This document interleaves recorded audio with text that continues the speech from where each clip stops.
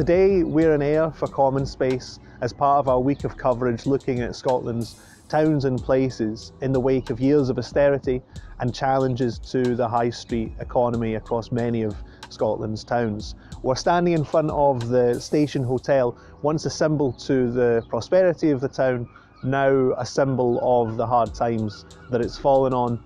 Last year this tarpaulin was put over the Station Hotel, which straddles the train station because there are serious structural problems in the roof.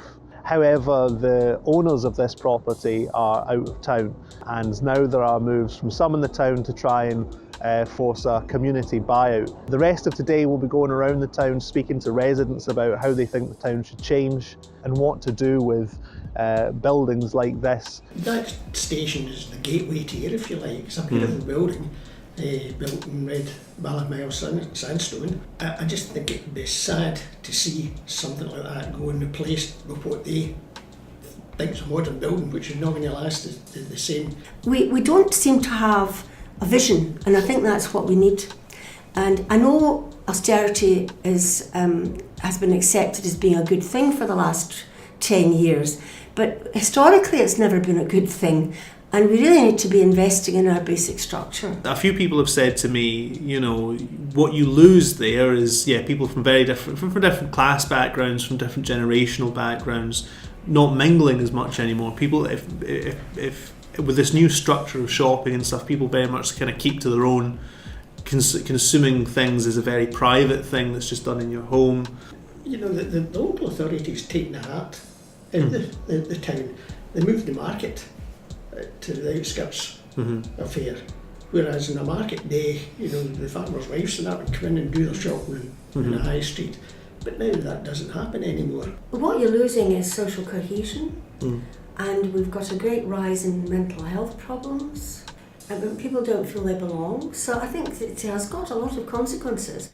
But it's just a mess. The whole approach to Ayr for tourists must think, no.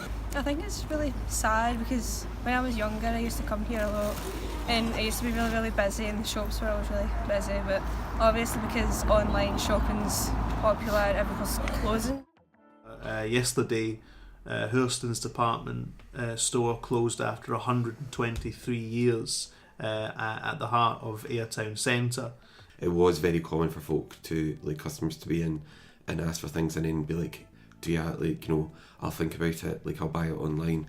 Ayr as a high street is in a bit of a sorry state. Like, there's no ifs or buts, and obviously since the start of the year there's obviously been Hourstons announced its closure, Mothercare's going, HMV in Ayr is going, so I think the units need to be broken down in size. They need to be made smaller, more manageable units, so, you know, companies can set up and aren't having like huge like rent and rates and things like that, but also to give start-up companies a chance as well, and like independent businesses and things. Prestwick has got quite a good model. The main street in Prestwick is quite good because it's loads of small units, so it's loads of wee independent shops, and you can go there and there is a sort of a wee hustle and bustle and a thriving atmosphere there, where I think Ayr is missing out on that at the minute. But for me personally, I think that's to do with the size of the shops. There is also a base of customers who are maybe elderly. They don't shop online, some because they just don't know how to, or they don't want to. But actually for them, shopping isn't actually about shopping. Shopping is coming to speak to somebody, because we could be the only person or the only human interaction that person has that day or that week.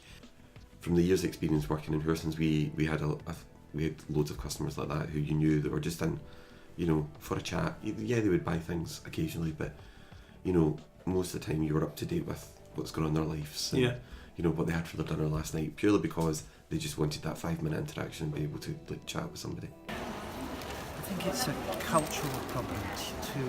I mean, how much money would it take for a few wealthy people to buy some of these properties and actually make them decent and run them mostly, heaven forbid, for the sake of the community rather than just to make money out of it?